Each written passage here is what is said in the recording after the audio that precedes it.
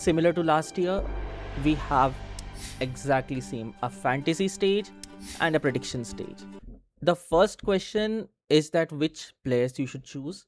So I would say that you should take care of three things here. Rule number one, ideally you should pick players from different teams, so that, I mean, it doesn't matter a lot in the group stage because everybody gets to play at least 4 matches. But the mistake which dropped my percentile in the actual TI main was that I bet two things on one team, Tidebound, and they got eliminated very quickly. So that's there. And regarding players, I think Maroom already has a Reddit guide which I linked in the description. You can frankly pick any of the top players from these tables. What I noticed, at least last year when I was playing and when I was watching TI, Satanic as a core was very great. He had a very top tier CS. He had a very good GPM. So if I get very good multipliers on GPM and creeps, then Satanic is the one I'm going for. For supports, I frankly just trusted this table as well for Theocol, Saksha, Melody, and Crit and Snaking. It is more like what I have done is I have seen that what are my multipliers, what are the average expected scores from the table. Like if I have to bet on Nova, or let's say I did not get wards, I got lotuses, then who is the one who actually goes and picks up lotuses? That matters a lot across. So let's actually start going over the attributes once, and I will tell you which ones you should avoid and which ones you should like kind of aim for. So if I have to like summarize this, starting from core, if you want to play it safe, pick creeps and GPM for the red banners, and for the green banner I would say you should kind of pick Roche or Tormentor. If you cannot get either or you're out of rerolls, team fight is acceptable, but Roshan or Tormentor are the ones which like differentiate. For your mid, I would say red token, you should either have creeps or GPM because they are going to be the second, pretty much they are going to farm. I think GPM makes more sense rather than creeps because they will not be AFK hitting, they will go for ganking. But GPM and creeps are kind of related, so I would say if you can't get GPM, creeps is a good second choice.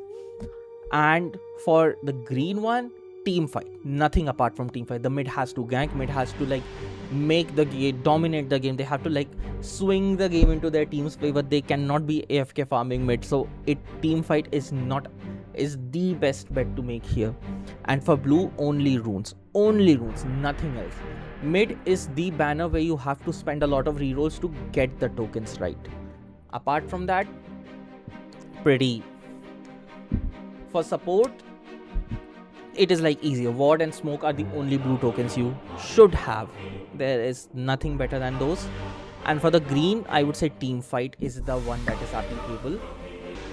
The other thing I have to get to is the titles.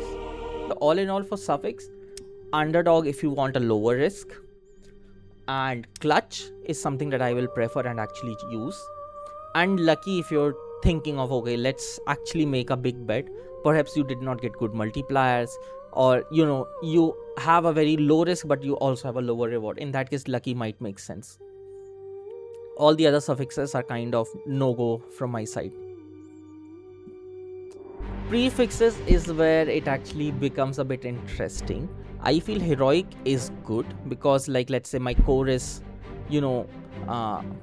Satanic, so he picks a lot of Templar. I also see a lot of Jug. All in all, what you will have to do is you have to study your roster and you have to see, like, I know Sunmill loves Storm Spit, so I might go Cerulean there. I know that for cores you should go for GPM and creeps if you want stability. If you are betting on somebody with Zoo meta, you should go for towers and GPM for red flags. For green flags, the good ones were yes, Roshan and Tormentor. For green flags, Roshan and Tormentor. For mid, green flag is team fight, blue flag is rune, and red flag ideally GPM. And for supports, observer ward, smoke. And for green flag, not stunts, team fight is better. I think that we are done with almost half of our video. That's nice. Apart from this, I would say the next part is the fantasy. So this is something that took a long while for me to like complete. So let me get started on this as well. So I've placed Team Vision under 4-0, and this was because when I looked at the data, like you can see, they don't. So let me actually tell you what you should actually look here so you can make a good prediction, because there are cases you might disagree with me as well. So point number one, you should actually look if the roster has changed since last international. If the team is having a new roster, they have to like coordinate, they can possibly have a lot of sync issue, they might not fare well. Basically, I would say that roster change before a tournament is kind of negative. And the other thing you should check is the results, how they have stood up in the recent list of matches. So like esports world, P Vision was first, and similarly European qualifier they did very well. They have like played very well against a lot of teams which came here, like Aurora, Bet Booms, Nigma, XG. Basically, you have the stats down. Okay, how they have performed basis this. So I would say this instills confidence. Now, what makes it a 4-0 to 4-1 to elimination round winner, that is totally on you. That is the betty part on the prediction. What I can definitely help you is which team is very highly likely to make it and which team is not likely to make it. But based on the results, I feel Team Vision is a strong contender for 4-0. The other team that I've heard is Yandex. A lot of people are betting on that. Falcons also did not have a roster change, but the issue with Falcons is that their performance is a bit inconsistent. In the sense, if I actually, the roster is good, the roster has not changed, but if I just go to results, I mean, 5th to 8th, this is not a team which instills confidence that it would be 4-0. I mean, 0-2 Aurora, 0-2 Parivision, and pretty much they won the previous international. That is good. That's definitely there. But I would say based on this, I will actually put Falcons either in 4-1 or just elimination round winners. That's there. And similarly for XG, the negative factor is that they had a roster change. A lot of players left since previous international. Like they left to Visi Gaming, and also if I look at the results, 1-2 to Liquid, double digit. I mean, this sort of performance kind of caused people to think that okay, they might not even make it to international. And I think even in 4-1 loss, I would actually swap this out. I will swap out both Falcons and XG here. This is my current prediction, but this is definitely going to change. I might actually put Yakult here, or actually Boom Boys is a good team. Let me actually replace this with Boom Boys. Falcon is like inconsistent. This is a one team that is going to make and break a lot of predictions. It will either go 4-1, 4-0, or it will just barely pass elimination. There is no in between. Aurora, I think it's worth a look to check this out as well. But essentially, you get the drift, right? If I see the team, has it gonna change? What is the average performance it has done? And that can give you a sense of if this team will qualify or not. Now, whether you rank it 4-0, 4-1, that is like totally onto you. I personally kind of believe that, okay, this is in Shanghai. It could be a story for Ame to actually win DTI. That would be like epic. So I am biased to place XG here. I don't want to place it in elimination round loser. But that is more of a personal choice rather than statistical or rational one. So it is very possible that XG might not even make it to the elimination. That is entirely possible, and a lot of people are also like theorizing that. So you do you. The other team I wanted is noteworthy is Aurora Gaming, and what has been the roster since international? I want to check. Active player. Oh yeah, 2020. Oh sorry, this is timelines. 2025. They have lost one, which went to Team Spirit. And in results, they did get first in tier 2, but not a lot in tier 1.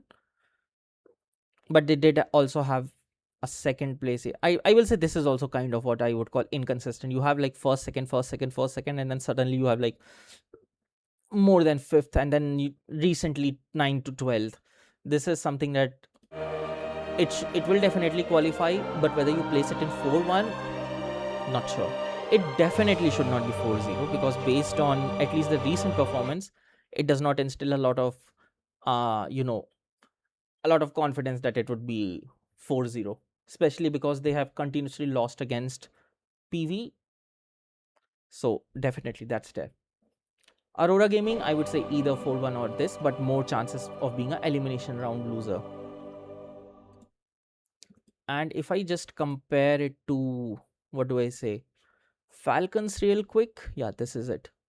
Yeah, 5th to 8, this. I think, yeah, that is fair enough. Let's also actually discuss the bottom part, because this is also quick. Gamer Legion, I think earlier members of Wildcard, this is what I actually betted on to be like 0-4 elimination, but they did win and they do play good. And what I have learned is I trust speed definitely a bit to have at least pocket one game, not lose 0-4. So that is there. Team Resilience, this is potentially controversial, but a lot of people are just calling them free points for 0-4. I think otherwise.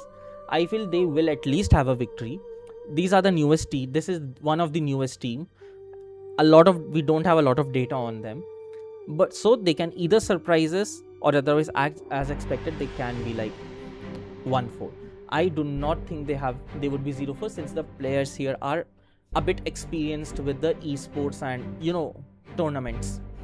Hooligan, on the other hand, if I like pronounced it correct, pardon my pronunciation, it in fact had a bit of what I would say, like, okay, if we have open Team Resilience, we can just check. Team Resilience had a very good standing in qualifier. They are second here, and for Chinese qualifier, they had performed very well, and they did lose to VG, but I would say against tier 2 teams, this team did well. It definitely does not deserve a 0-4 prediction from my side. That's what my analytical side is saying. And Hooligan, if I see this one, it's like double digits. It has played a lot. I think, and the performance has been pretty variable. Tier 3, but no tier 1 tournament. So that is also like, you should pay attention on what is the tier of tournament. Is it tier 1? Is it tier 2? Is it tier 3 qualifiers? A lot of people can do good in qualifiers but get knocked out once they go out in the line. And what this kind of tells me is that they are doing good in qualifier but sometimes struggling as well. And given there is a recent patch and shake up from like Valve to the meta, I would say that they are a candidate for 0-4. Now, this is my hunch between Gamer Legion, Team Resilience, and Hooligan, but you can shuffle. But I feel 1-4 and 0-4 is definitely between these three teams, and like I would be really, really surprised if Iron Wing or like Liquid or Spirit, they go 0-4. I would be like very, very surprised. I said these three are the strongest bets. And now what happens with this is, you can either go with the flow and kind of, it's like everybody sinks or everybody swims, or you go against the flow. But I feel if you go against the flow here, you have a higher chance of being like screwed up. So that's there.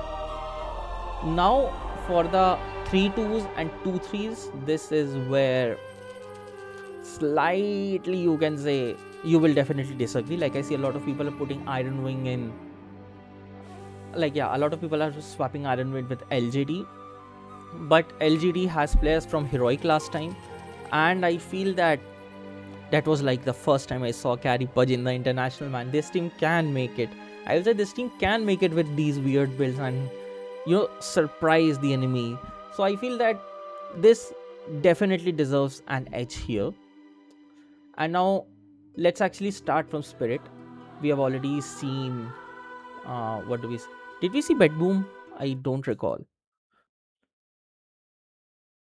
So since 2025, some change, and for the recent results, I would say tier one, second, third, first. This instills confidence. They do have a 11 to 12 as well, but not a lot. Not a lot.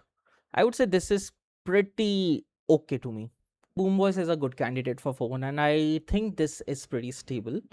Team Spirit kind of ruined my predictions last time because I predicted they would be like 4-0, but they kind of lost the first match in itself.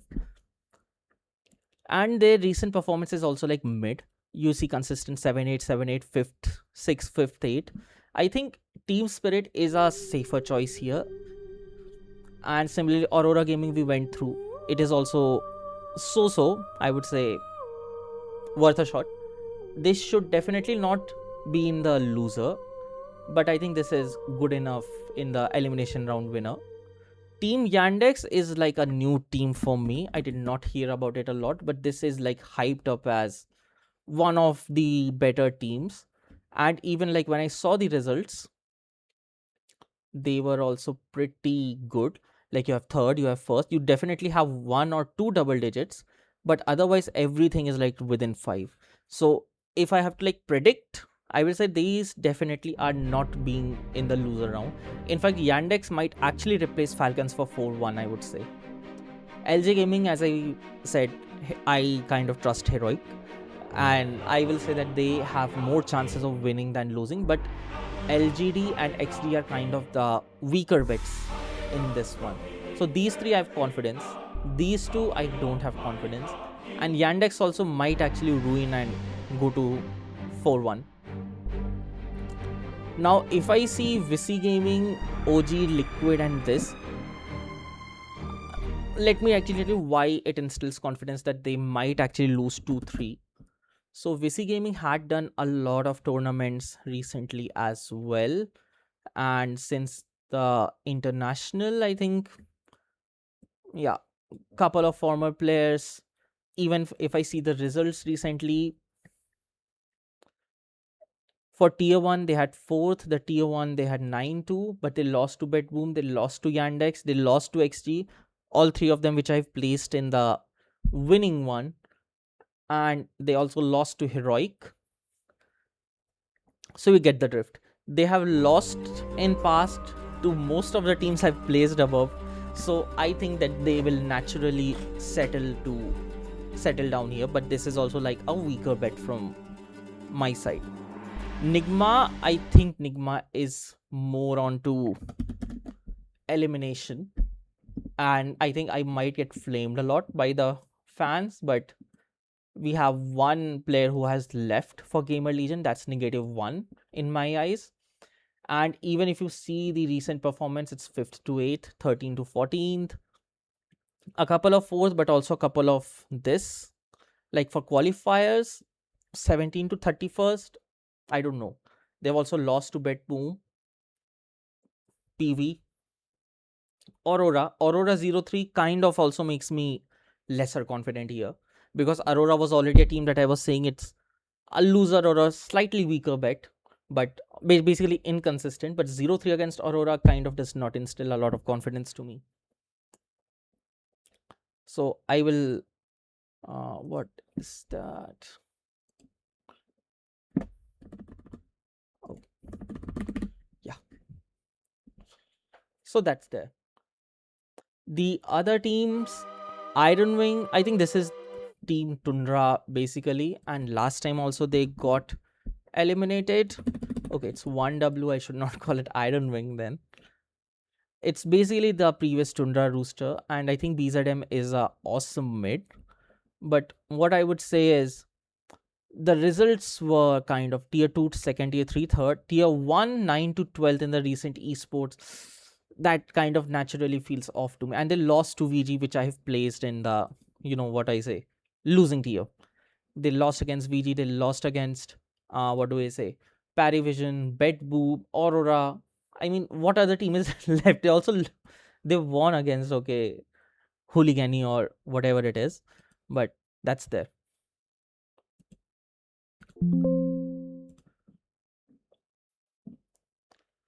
The other one, if I have to say, liquid and OG.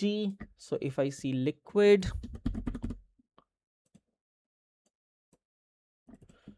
let me actually also join my chat, otherwise I might miss any message there. Yes, for team liquid, pretty much recent results are inconsistent. If you're like 9 to 12, 9 to 12th, that's unnaturally elimination loser. I would say team liquid is a strong bet to lose from my side, and Iron Wing is the second strong bet, and Nigma is the third. Overall, I'm expecting at least 6 to 7 wins here, but if I get lucky, I might actually get 10. 16 out of 16 is definitely something that almost nobody might predict. And OG, that is also a very beloved team, to be honest.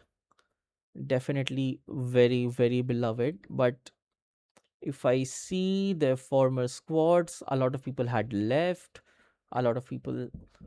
And if you see the recent results, 17 to 20th, 9 to 10, 13 to 14th, I mean, no, that does not instill confidence of putting them here. So I will say Iron Wing, Liquid, OG, these are the strong losing bets. Gamer Legion, Resilience, Hooligany, they are the ones who will oscillate between 1-4 to 0-4. Like, I would be really surprised if Hooligany gets more than, yeah, okay. I should not kind of say that as well, but overall I feel Spirit has a good chance of winning this time. Hopefully they have learned from last time and they do not spoil my predictions again. Yandex is a strong team overall. It is a contender for 4-0, 4-4-1. LG and Extreme Gaming are the weaker bets, and you might actually replace them with either Visi Gaming or perhaps Nigma or Resilience as well, perhaps. PV right now seems to be the best team to bet 4-0 given their consistent performance. But even there there are like 2 or 3 things that can go wrong, and these are essentially A, Falcons is inconsistent. They might actually go 4-0, they might actually be here, they might actually land up in 4-1, but they will definitely be in the upper half, but they are pretty inconsistent there. Bedboom is also a strong team, and they might actually not lose at all. And Yandex, this is also a contender for 4-1 and 4-0s. So I would say 1, 2, 3, 1 in third chance that PV does among my options. And yeah, I think overall this prediction looks good to me. Have what we will trade for the first blue. Oh my god, I think I did not discuss about trades. Is that it? Yeah. Okay. Hold on. We did not finish it out. Oh god, this is actually so much to discuss. I think trades, but fortunately, is something that is pretty much same as last time as well. So actually, let me just pull this up. Fractal, if all emblems quality on war are different, I would say you will not want a tier 1, 2 or 3 in your emblems. Don't have fractal because just see the difference. Tier 4 240%, and I think tier 2 is 180, tier 3 will be 210. There's a big difference between tier 3 and tier 5, and that itself is 60%. So in a way, fractal is, if you're out of rerolls, it can kind of boost a tier 3 to tier 5 or equivalent, but ideally I would not prefer fractal at all. Like if you see others, 50% vampiric and 50% friendly, why not? Benevolent and vampiric are the safe bets to have. So Benevolent for the middle one, so that your adjacent ones are boosted, and vampiric for the corner ones. So what this does is that your middle one will be slightly non-boosted. For core, that will be Roshan or Tormentor kills. For middle it will be runes picked, which anyway will not be very high. Like runes spawn every 2 minutes, but it's not necessary that the mid player always picks all the runes across the map. And for supports it will be stun, which is still lower. So if observer wards and like smoke get a plus 50% boost, if they get a plus 50% boost, then that is, oh no, what did I click? Oh my god. Yeah, so basically if observer ward and smoke get a plus 50% boost at cost of 20% minus 2 stun, I'm fine, I'm happy. And similarly Benevolent will also be a very good supporting aspect for this as well. So this is also the reason why you have green flag in middle here and blue flag for mid and the middle, because it will be the lowest scoring, and green flag for supports as well.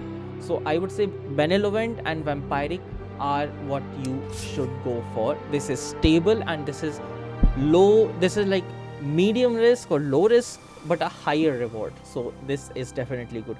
Unique is just plus 30%. Like fine, but 30% is not a lot, right? And friendly is plus 50% without penalty, but you need all 3 friendly. That seems to be a stretch to me. That seems to be a stretch. You might not land entirely at 3 friendlies. That will take a lot of rerolls. So I feel Benevolent and Vampire, nothing else.